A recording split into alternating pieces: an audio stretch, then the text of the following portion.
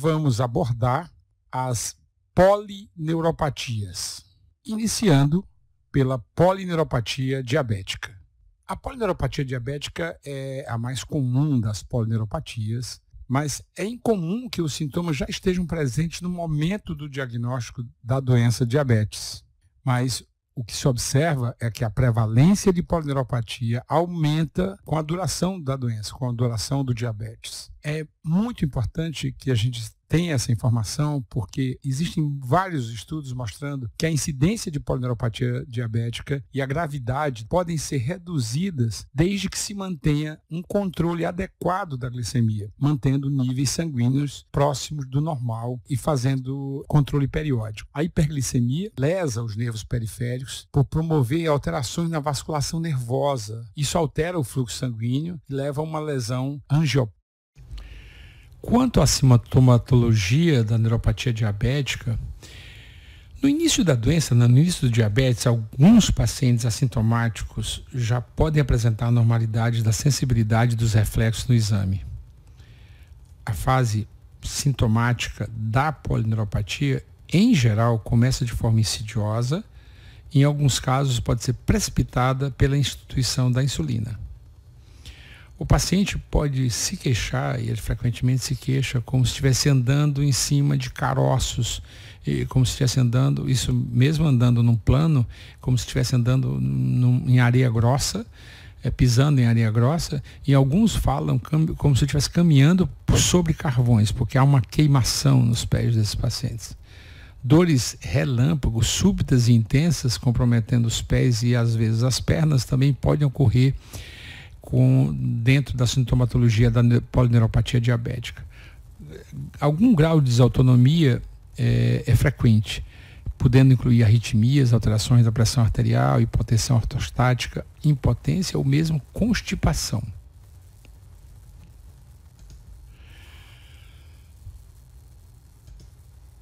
O diagnóstico da polineuropatia diabética se dá com o exame neurológico, obviamente a história, o exame neurológico, a eletromiografia e o exame do líquor, que pode mostrar discreto aumento da proteína. Já o objetivo principal do tratamento é a prevenção do ciclo lesão indolor por causa da neuropatia, que leva a ulceração, celulite, osteomielite. Então, a correção dos níveis glicêmicos é fundamental. O tratamento, sobretudo da dor, podem ser usados antidepressivos tricíclicos ou neuromoduladores como gabapentina e carbamazepina. E, muito importante, todo paciente diabético deve ter um cuidado especial com a pele e as unhas, que são portas de entrada de infecções que podem ensejar o ciclo lesão, ulceração, celulite, osteomielite, e isso levando a perda, às vezes, de partes distais dos membros por conta da polineuropatia diabética. Vamos falar agora da síndrome de Guillain-Barré. Na verdade, a síndrome de Guillain-Barré é uma polirradiculoneuropatia, sobretudo desmelanizante, embora em alguns pacientes possa ter também comprometimento axonal, mas ela é essencialmente uma polirradiculoneuropatia desmelanizante, ou seja, afeta a mielina, e aguda. Frequentemente, ela é precedida por quadros infecciosos ou vacinação, e a apresentação típica inclui fraqueza muscular e uma parestesia, e algum grau de parestesia ascendente. E já nas fases iniciais, nos primeiros momentos, a gente detecta que o paciente tem reflexos bem diminuídos ou tem ausência de reflexos. Pode haver comprometimento do nervo facial e, quando há um acometimento maior do axônio, desautonomias podem ocorrer. Pacientes podem fazer crise de hipertensão arterial ou mesmo arritmias cardíacas. A progressão é variável, mas a maioria dos pacientes atinge um platô em cerca de 2 a 4 semanas e um terço desses doentes, eles podem evoluir com comprometimento da musculatura respiratória, o que leva à necessidade de assistência ventilatória.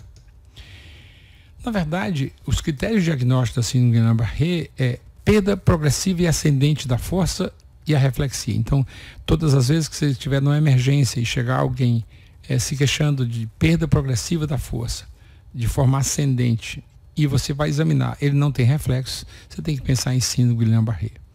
Obviamente que outros dados podem suportar o diagnóstico, como, por exemplo, a progressão dos sintomas em até 4 semanas, a simetria relativa dos sintomas, alterações moderadas da sensibilidade.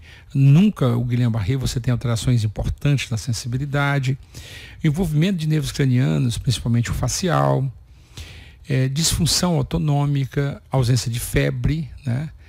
E um dado importante é o aumento da proteína no líquor sem que haja um concomitante aumento da celularidade. Né? A celularidade sempre abaixo de 10 células por milímetro cúbico. E, obviamente, na eletroneuromiografia, os achados típicos suportam o diagnóstico. Mas nós devemos duvidar do diagnóstico quando o paciente apresentar, por exemplo, nível sensitivo. A partir de um determinado nível, o paciente tem alteração sensitiva. Quando o paciente tem uma assimetria de sinais e sintomas bem marcante e persistente.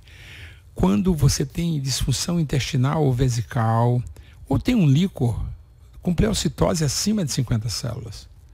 E, finalmente, você deve excluir o diagnóstico se você chegar se os elementos de história, de exames clínicos e complementares determinarem o diagnóstico, obviamente, de botulismo, de miastenia, de polimielite e assim por diante.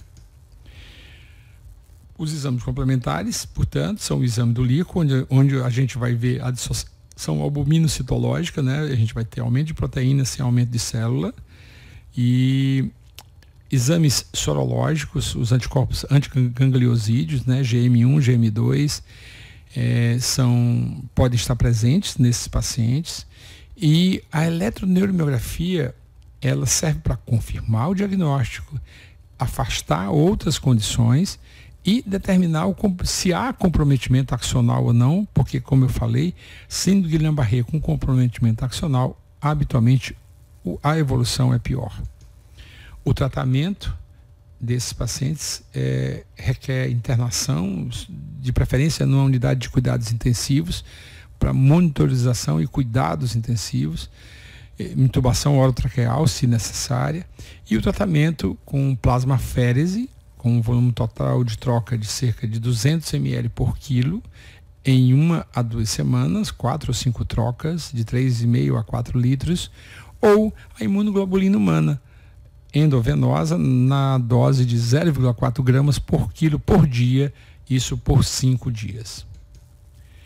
Existem variantes da síndrome de Guillain-Barré, né, que são essas: a polineuropatia inflamatória aguda desmielinizante, a neuropatia axonal motora aguda, a neuropatia axonal motora insensitiva e a síndrome de Miller-Fischer, que é uma síndrome de Guillain-Barré ao contrário. Os sintomas começam na musculatura bulbar, nos nervos cranianos e desce então para o corpo depois.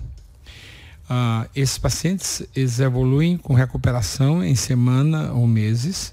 A mortalidade é baixa, é menor até do que 10%, e está intimamente ligada ao tratamento em unidade de terapia intensiva. 5 a 10% dos doentes ainda ficam com sequelas que podem incapacitá-los. E a síndrome de Guillain-Barré é essencialmente uma doença monofásica. A recorrência em até 5% com novos sintomas em meses ou anos após, ela é muito rara, ela ocorre em menos de 5% dos pacientes. Já a polineuropatia desmielinizante inflamatória crônica é como se fosse a síndrome de Guillain-Barré, que não é episódica, que é crônica, que não melhora, né? Há também antecedente de vacinação e infecção, embora que menos comum do que na síndrome de Guillain-Barré. Em crianças, caracteristicamente o início é subagudo, com progressão rápida, com boa resposta ao tratamento imunossupressor, e pode haver um curso recorrente e remitente. O paciente tem sintomas, melhora, tem sintomas, melhora.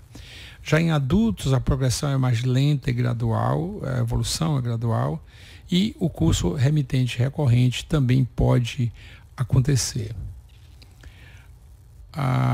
Clinicamente, né, a fraqueza é tanto proximal quanto distal, podem haver dormências e parestesias, nervos cranianos podem estar envolvidos, mais comumente o facial e o oculomotor, que é o terceiro nervo, e os critérios diagnósticos, para você dar o diagnóstico de polineuropatia desmineralizante inflamatória crônica, você precisa ter um quadro que progride há pelo menos 8 semanas, que acomete o paciente há pelo menos 8 semanas. Portanto, é um Guillain-Barré que não melhora e já está há mais de 8 semanas. Existem variantes, a forma predominante motora, a forma predominante sensitiva e a neuropatia desmineralizante multifocal. E o diagnóstico vem do exame de líquor. Aqui também, como na Guillain-Barré, você tem proteína elevada e celularidade normal. Os exames laboratoriais servem para excluir outras doenças, como hipotireoidismo, como paraproteinemias, e a eletromiografia mostra a velocidade de condução alteradas, né, pela disfunção da mielina, e o recrutamento na eletroneuromiografia com agulha, típico do padrão neuropático. O tratamento se faz à base de corticoide e imunossupressores, ou utilizando a plasmaférese e a imunoglobulina humana, como no caso da síndrome Guillain-Barré. O prognóstico ele é mais favorável em crianças. Já a mononeurite múltipla é uma neuropatia vasculítica, né? Ocorre por inflamação da vasa nervorum, que são os vasos que inervam, que nutrem os nervos, né? A vasculite é quase sempre um componente de uma doença sistêmica e só raramente está limitada aos nervos periféricos.